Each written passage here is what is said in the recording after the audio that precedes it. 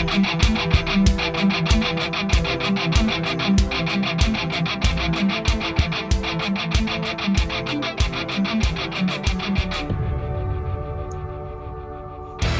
is Dr. Jerome Corsi, and today is Tuesday. It's July 18th, 2023.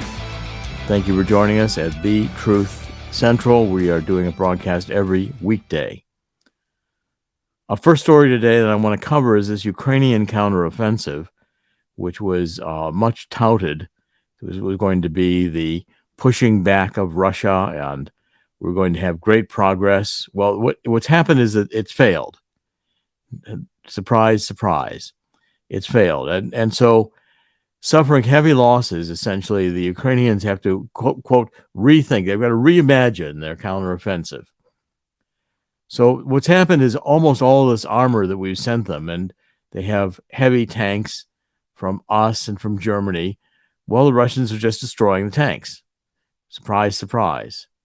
So at least 20% of the tanks that have already been destroyed.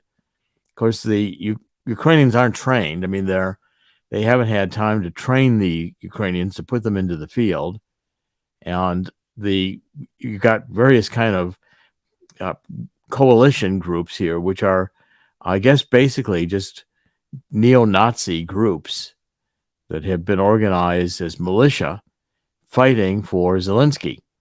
I continue to point out to everyone that Ukraine's a very divided country, and the eastern part is largely Russian and Russian-speaking. The western part has always been allied with Germany and largely German-speaking, and they're Nazi. And we're supporting the Nazis. Ukraine is supporting the Nazis, and Ukraine is with NATO, and this entire thing is about as messed up as you can get. And so the United States, of course, is supporting Ukraine, and the narrative, the meme is, the government officially approved narrative is that these are freedom fighters in Ukraine. We've got to help beat the Russians. Well, the Democrats hate the Russians primarily because since the fall of the Berlin Wall, Russia renounced communism, and the Democrats hate that because the Democrats now are a communist party. This is about as messed up as you can get. I never imagined we'd be this messed up, but we are. So this is basically another catastrophe. They're finding out now that the counteroffensive is failing. These Bradley fighting vehicles. They're just, there's mines. There's the Russians know how to fight pretty well. I mean, they're not really Russia. Have got an army here, and it's maybe not the best army in the world. Maybe it is today, but the point is that it's going to beat the Ukrainians. And Putin's not going to lose.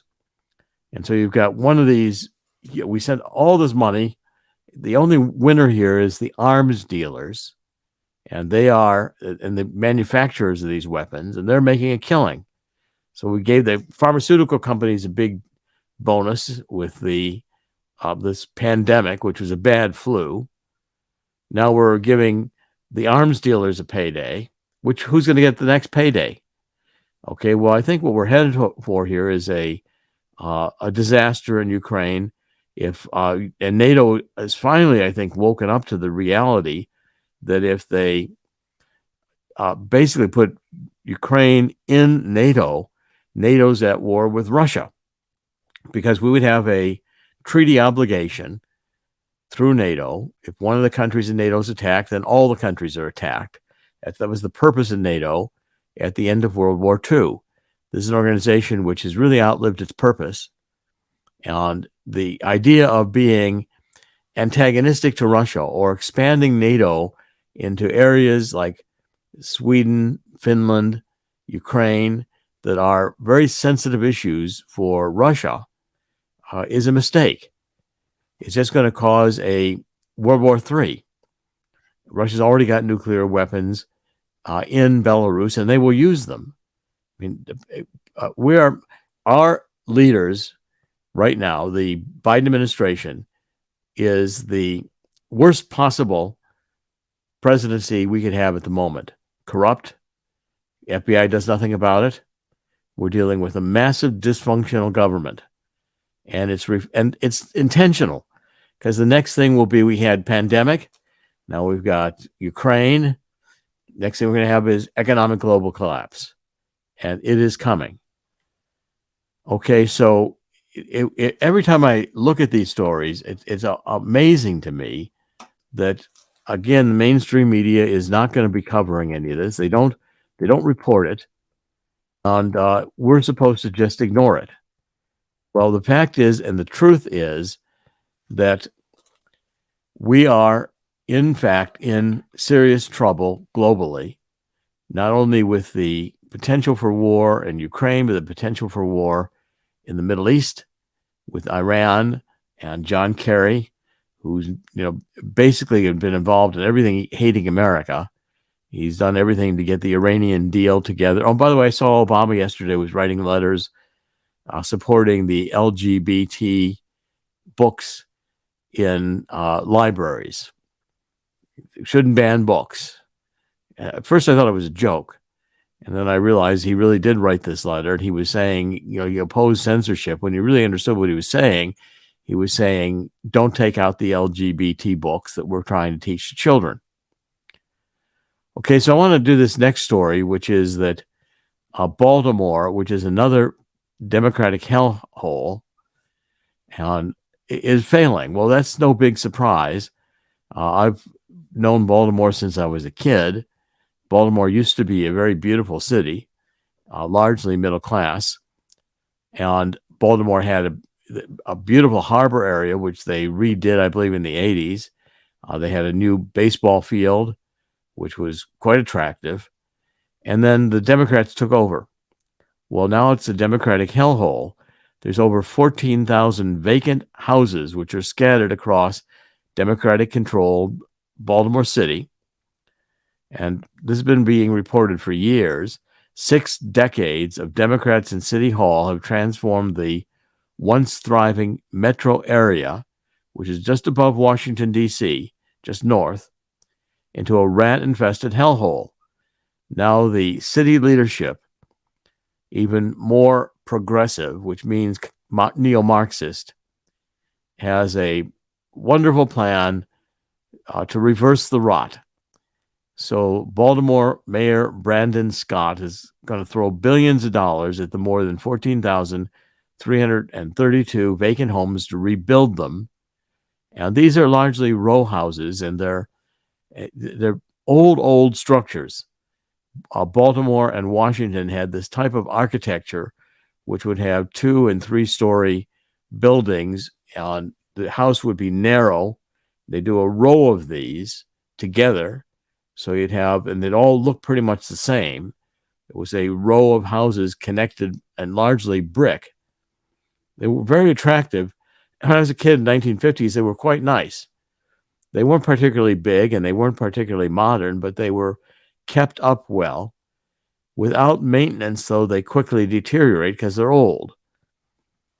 And these units are going to be costly to repair because now there's floors that are gone. They're overrun with vegetation. I mean, these are going to be a disaster. They basically should be torn down. So Mayor Scott is partnering with the Greater Baltimore Committee, a nonprofit that focused on improving the region's business climate, and build an interface development group to rid the city of vacant homes through a proposed multi-billion-dollar plan. Okay, so they're going to rebuild these houses, but now can they get anybody to live in them? That's the real issue. And what we're seeing here, the country's got to wake up that this woke is broke. And these Democratic planners intend to destroy. There's not a single Democratic city in the country that is prospering. San Francisco is now a rat-infested, homeless-infested city that's dangerous. And the commercial real estate is dying. You're finding that commercial people don't want to come back to the offices. The commercial real estate buildings are about 40% vacant. Some places, corporations are just walking away from these buildings, defaulting on the loans. This is going to be a massive problem come in the fall because you're going to have about 1.5 trillion commercial real estate that's going to mature this year and the remainder of the year through into the beginning of next year. And if these buildings are underwater, that they are not producing the revenue that justify the amount of loans they have, corporations have a choice of either continuing to pay the loans at an overvalued price or default. And a lot of corporations are just defaulting. They've given up on the properties. And that's the issue. If we give up on our cities, we're going to become a country where the major cities are dysfunctional. And it's largely because the democratic policies are dysfunctional. They aren't supporting business. They aren't safe. If you don't have strong police, if you don't have a city that is well managed, if you've got people gluing themselves to the sidewalk and blocking traffic because of climate change, it's hot this summer. Well, it's summer, it's hot. The planet is not overheating because of carbon dioxide being emitted by hydrocarbon fuels being burned. This is a secular religion. It's madness. Carbon dioxide is a very, very small percentage of the atmosphere, 0.04. And it is not a major greenhouse gas. Water vapor is 70% of all greenhouse gases.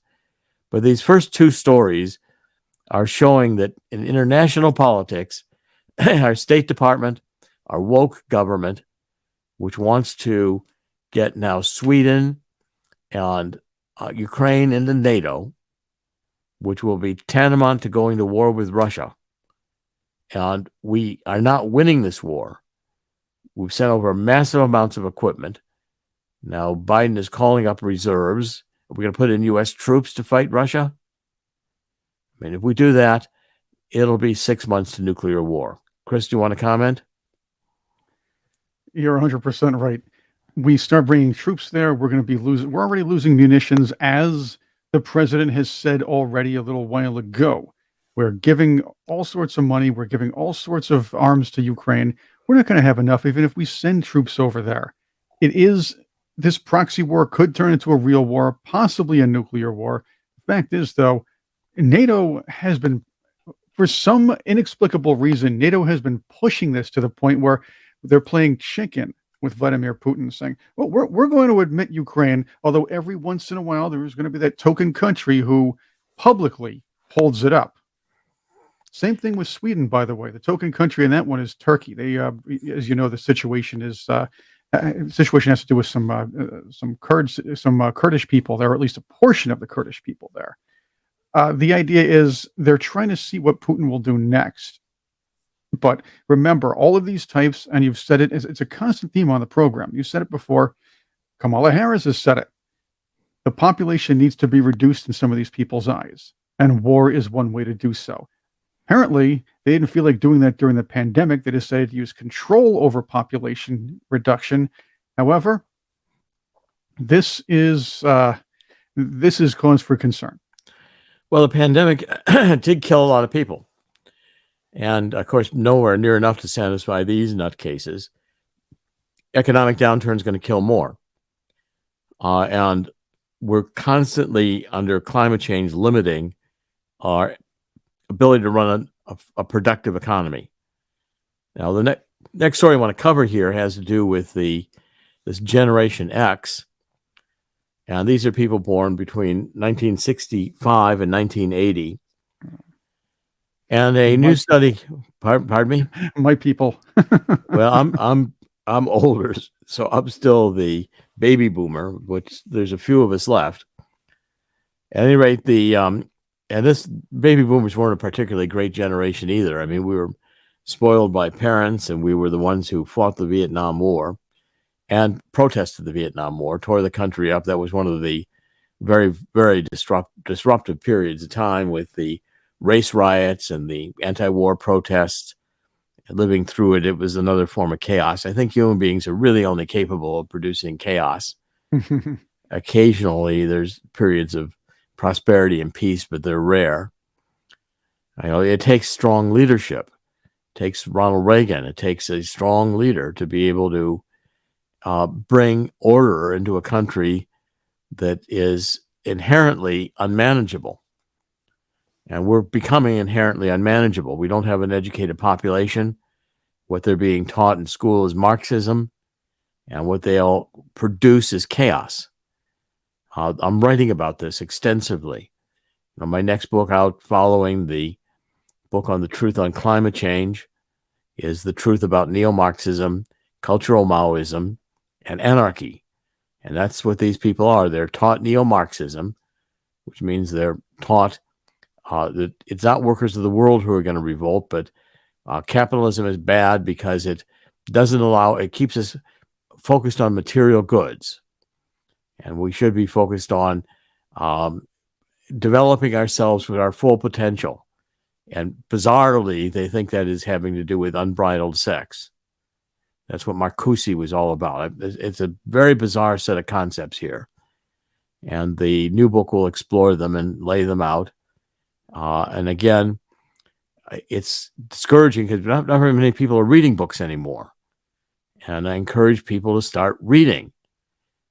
It's again, it's again the kind of thing that if we don't teach the children how to read, and to understand the value of reading, to understand the value of education, to understand the value of learning, so they can keep learning for their entire lives, we're going to have what Generation X has here. And that is that the National Institute of Retirement Security said that Generation X was the first generation to enter the labor market, which is following the shift from the defined benefit plans to 401k style defined contribution accounts. What this means is in prior generations, the defined benefit pension plans meant that people got a certain amount that was going to be taken out of their paychecks and the corporations contributed, but it gave them a defined retirement benefit amount, was specified by the contract of the pension program. Whereas a 401k is an investment. You're investing in markets, and your return depends upon how well you invest or how well the markets do. So conceivably, your 401k could become either gain a lot if the markets are doing well or become worthless.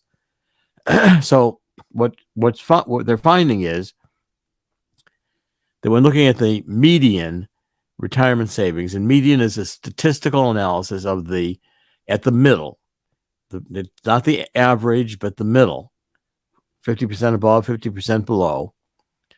The bottom half of earners had only a few $1,000s saved for retirement. The typical household, which now means average household, has only $40,000 in savings. Shockingly, the study found 40% of Generation X had not saved a single dollar towards retirement.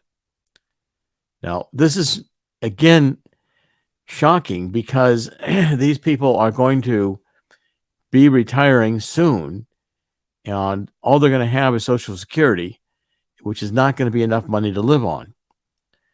Slightly more than half of Generation Xers are participating in employer-sponsored retirement savings plans. Most Generation Xers, regardless of race, gender, marital status, or income, are failing to meet their retirement savings targets. They don't have a pension plan. They've lived through multiple economic crises. The wages are not keeping up with inflation, and costs are rising. We are developing an economy which is too expensive for most people. And that's where I'm saying we're going to have a crash. We're going to have a massive crash. And by the way, if we now have my book on the coming economic crash, and it's going to create a opportunity here for gold that's unique. And that's, if you go to our homepage, there's a phone number there calling Swiss America. And you want to talk to Swiss America, you get a free copy of the book. Right there's a way to get a free copy of the book. And the point is, by the way, I'll be on Coast to Coast AM, returning to that on Thursday night into Friday morning for 2 hours. I'm going to join George Norrie to talk about the coming economic crisis, which is going to be massive. And I've been off of coast to coast for about 2 years. I needed to take some break after the Mueller investigation wanted to put me in prison. I've had pretty rugged 4 years here with one thing after another. But I've come through it, and I'm going to now become again more active. So the Generation Xers, they have nothing for retirement. Their parents, the baby boomers, largely were able to get houses and to prepare for retirement to some extent. But this next generation doesn't have houses, or if they do, they've got big mortgages, and they don't have retirement savings. So, Chris, this is your generation. And what do you think? There is, again, you were talking about the median. There is a huge difference between the top half and the bottom half on this one. Yes, let's take the trust fund babies and those who inherited or stand to inherit a lot out of the equation. There are a lot of us who haven't saved, but there are a lot of reasons for that.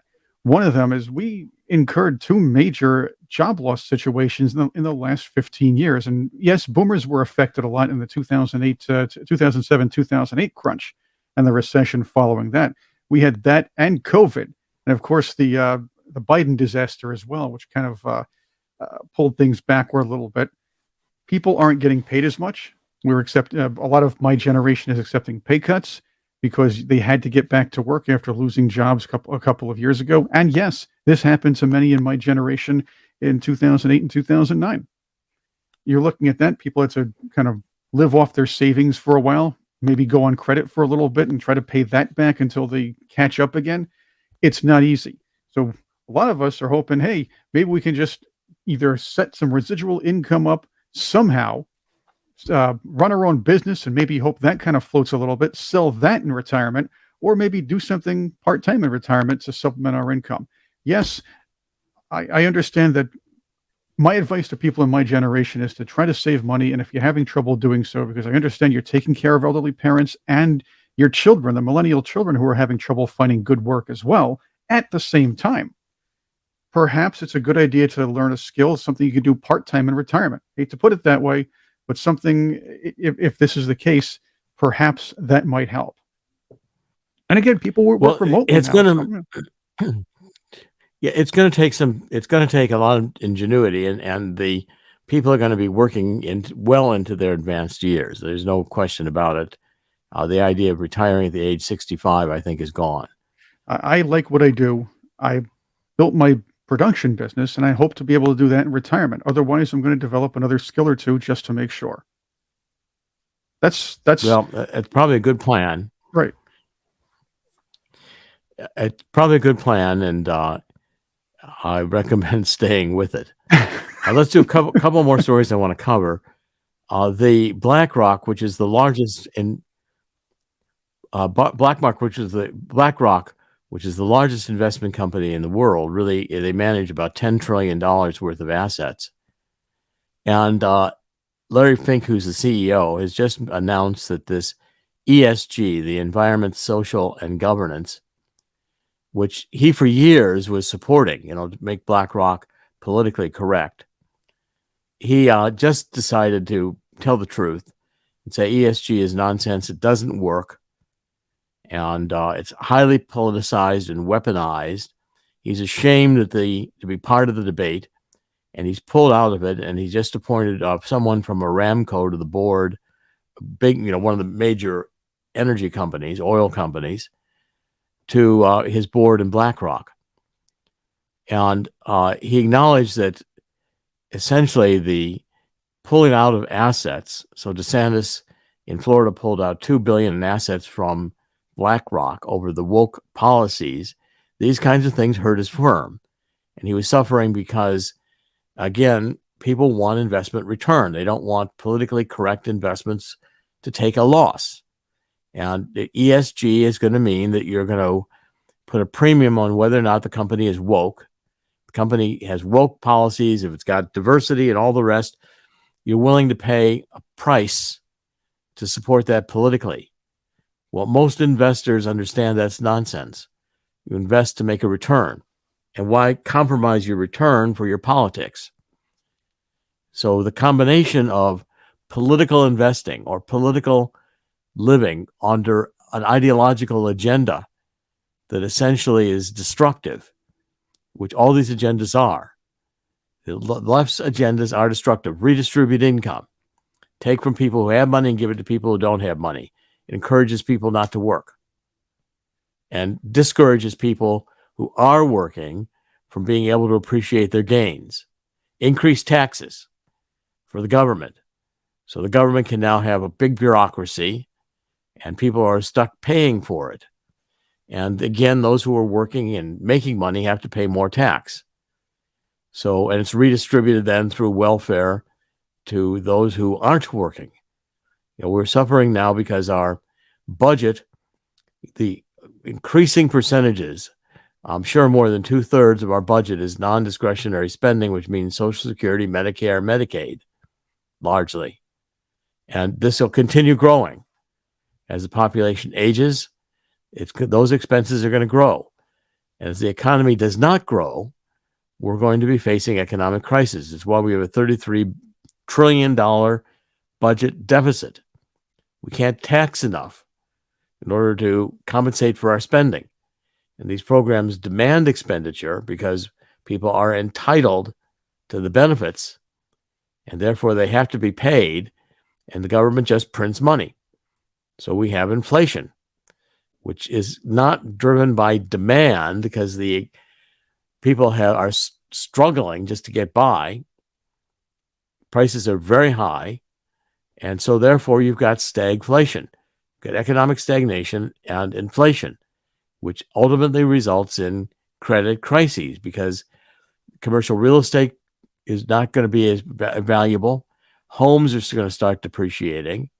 People are going to start losing their homes, and these office buildings are going to be vacant and be picked up by someone at a very cheap price. But even then again, they pick up an office building you can't fill. What are you going to do with it? It's like Baltimore, which becomes a deserted city. These are the results of the Democratic policies.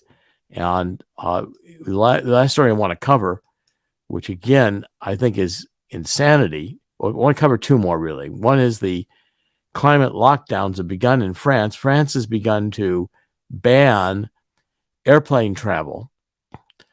They're banning. Mark Morano is on this in climatedepot.com. And Mark, I did dedicate the book on energy to Mark. He's commenting basically that on these airline flights, said, you're warned, this is what a climate lockdown looks like. It's what the Great Reset looks like. Climate agenda demands that you give up airline travel, car travel, cheap, reliable energy, and plentiful food. Net zero goals are now dictating vehicle shortages to force more people into mass transit. Now they're going to limit your freedom of movement, and they're going to ban flights that are 2.5 hours or longer. And cheap airplane tickets are done because the airlines are having to pay more and more for meeting the climate agenda. And so France is essentially saying that they're going to ban, you're going to go nowhere and be happy. You're going to own nothing. You're going to go nowhere and you're going to be happy because that's all you're going to get. Got to give up airline travel. You got to give up car travel. We're not going to have cheap, reliable energy anymore. You're not going to have plentiful food, eat bugs. They're going after your freedom of movement. They're going after private car ownership. They're going after everything it seems to mean to be a free person and turning it over to the administrative state. This is reality. So France is banning short-haul flights to handle climate emission. France is banning domestic short-haul flights and forcing people onto trains in a bid to cut emissions. So this law came into force 2 years after lawmakers had voted to end routes where the journey could not be made by train, where the journey could be made by train in under 2.5 hours. So it'll take you longer, and it'll be by train, and you can't go by air because they're going to ban those flights. In Britain, they're closing down runways. I believe Heathrow has just closed down one of its runways. I mean, these policies are absolutely insane, and they're intended to be insane. Okay, now the last one, Jim Jordan is at war with the FBI, and I'm pleased to see that he is. He's a Republican from Ohio, one of the better Republican congressmen. And he's written a letter to Christopher Wray, who I consider to be one of the worst heads of the FBI we've ever had. This bureaucracy is completely woke.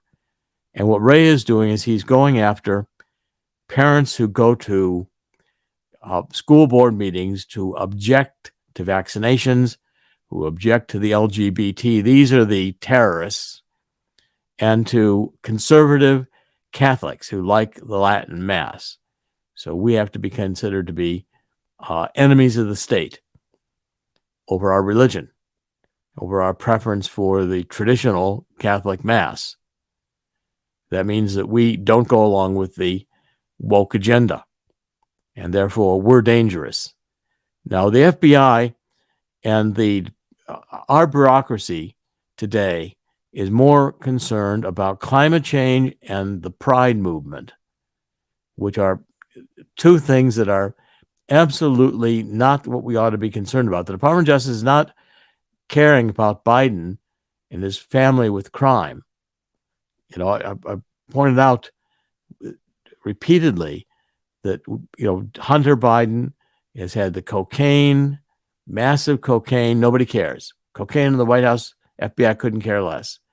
Prostitutes, crack cocaine, putting it on the internet, making deals with foreign countries, not following the registration requirements for foreign agents, having money in the president's office from Ukraine, from Russia, from China, bribes. FBI doesn't care. What they care about is Donald Trump, because Donald Trump wants to make America great again. These people do not want to make America great. They want to make America destroyed. They don't believe in America. They don't believe in freedom. They don't understand the values that our forefathers fought for. These people are a disgrace to everyone who is buried in Arlington Cemetery, who fought and died for this country, for generations that have maintained freedom.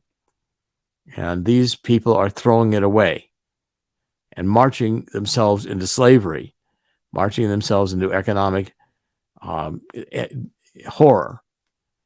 These people will produce world war. Satan's in control right now. God has evidently allowed the demons loose to run the world. And they are happy to run the world because they will produce anarchy. And while I'm writing about it, you're going to, you're not going to have Obama saying he'd probably want my books banned. That's where he draws the line. His whole letter to the librarians about, he doesn't want to ban books is only in support of books that are on his agenda, the LGBT agenda. And finally, his brother in Africa did a tweet, and he took it down very quickly, acknowledging that Obama's gay. I've said that now since 2008, when Obama came on the scene nationally, or 2004 when he gave his first speech at the Democratic National Convention. And he's denied it consistently. Lie, lie, lie, lie, lie. And that's what these people do. Chris, any final comments before we wrap up? I mean, to me, this is a very dystopian. It's, we're going into a world, and I've done everything I can to try to prevent it, to wake people up. I've been writing, I've been praying, and warning people. I feel sometimes like, Jeremiah in the Bible, that the warnings are being issued and people are not listening. They're going the wicked ways, and we have transgenders and gay parades, which are disgraceful, that the FBI is taking a knee to just like they did with the Black Lives Matter when it was destroying cities in the 2020 run up to the presidential election. Chris, any final comments? Perhaps this is another means for them to devalue religion and devalue Christianity in particular. In Britain, there was a conservative counselor. His name is King, and I think it's King Levon King. I forgot his last name. I read it in the Telegraph just recently. He tweeted a comment that read, "Pride is a sin, not a virtue." Something similar to that. I'm paraphrasing, but he was forced to take it down, and he was kind of chastised for that. The fact is, within Christianity, one of the 7 deadly sins is pride. Just happened to coincide, of course, with Gay Pride Month, but it was a poignant religious point to bring up at the time. Perhaps the question are these movements being thrust in a huge spotlight and having worse things added to them each time? Again, you have some advocates for what they call MAPS, minor attracted people, stemming from all of this. This is bad, but the idea is maybe to diminish and devalue the idea of religion and Christianity. And of course, after that, the other religions will probably fall down afterwards. That's my question to you. Yeah, the answer is pretty obvious. I mean, this whole redesigning of language, which has always been part of these negative movements, these destructive movements. I can give you passages from Thucydides that talks about this, ancient Greek historian on the Peloponnesian War, which I'm sure that 90% of the people who graduate from college don't know what it is, when it happened, or what it was about. But the idea is language perversion. So you get minor attracted people. Well, that means pedophile. Now, you can't say pedophile because that's negative. These people are going to be, okay, well, they're just minor attracted people. Yes, well, what about the minors? What about the sex trafficking that's going on? And again, this movie, The Sound of Freedom, is making waves in the box office, while Disney is doing cartoons praising Satan that no one wants to see. Did you read the Rolling Stone, or did you hear about the Rolling Stones review on? There were a lot of other publications that chastised the Caviezel movie, but Rolling Stone stuck out the worst because they've been known to, like the Times, make up news to stir controversy. Well, their idea of the movie was calling it a right-wing conspiracy fun fest, and inflating that joke QAnon thing in the middle of this, and trying to tell us these things aren't really happening. It was based on a true story. It's about a guy who actually did rescue children. Yeah, well, the idea of exposing pedophilia for what it is, which is destructive to children, and stealing children in order to put them in sex trade, they don't want that exposed. They don't want you to see the pictures of Biden with his dead brother's wife naked doing drugs. That's okay. All that's acceptable, because again, you've got the U.S. Army. I could more easily run a transgender parade down Fifth Avenue than they could fight a war. And we're seeing that in Ukraine. We send all this equipment over there and it gets destroyed in 20 minutes. We left all the equipment in Afghanistan, which is now arming the terrorists, just left it there, didn't try to evacuate it. A systematic weakening of the nation, dumbing down and weakening of the nation. Intentional destruction of America. That's what we're experiencing. And people have got to wake up to it and put an end to it. They're calling Robert Kennedy Jr. Now he's QAnon. Of course. Everything they don't like is QAnon. He's still pretty far left on a lot of issues. I see people on our side saying, "Yeah, Robert F. Kennedy, he's going to be fantastic." He's just as left as he's traditional. With him. Right. He's traditional left. He is like the liberals of the 1960s. He's the classic liberal. Like Nathan Glazier. I mean, he believes in the civil rights movement. He believes in solving poverty with government money. He's got a lot of these. He did even believe in climate change. Now, step by step, I think he's being understanding that these policies don't work. I saw him beginning to change on climate change, finally, coming around. Mark Morano's been running some pieces about how Robert Kennedy is being educated on it, because he's beginning to understand that it is not the 1960s, and where Robert Kennedy himself championed the traditional liberal agenda of the Great Society, Lyndon Johnson's Great Society. These Democrats are neo-Marxists. They're not liberals. And they want to destroy America, where the classic liberals were trying to redistribute income to help the poor, to help the old. You know, as Michael Harrington's The Other America, which is a book written in the 1960s. And it was, again, he was a Marxist. And they knew that if they started that, they could end up where they are today. And, you know, I'm writing books about this and people are not reading. I'm writing for, I increasingly feel like what I'm writing for is, long after I'm gone, to have documented the insanity this time and try to prevent it from happening again. It's very much, in a sense, what Jeremiah, I feel very closely identified with what Jeremiah went through, realizing that his warnings from God to the Israelites was not going to be heard. And God's judgment was going to come due, and did. That he would only be listened to after he was gone. Now, that's not a easy fate. And it's frustrating because I want people to understand that this is insanity. This is schizophrenia. And we can't let the schizophrenics run the country, which is what we are doing. Let's wrap it up. I don't want to go over time. Any last words here, Chris? A lot of last words, but they're going to be too long, and we're going to be going into the next show. Okay, well, we'll pick it up next time. This is Dr. Jerome Corsi. Today is Tuesday. It's July 18th, 2023. In the end, God always wins. God will win here too. I'm completely confident of that. I just view the consequences of God winning.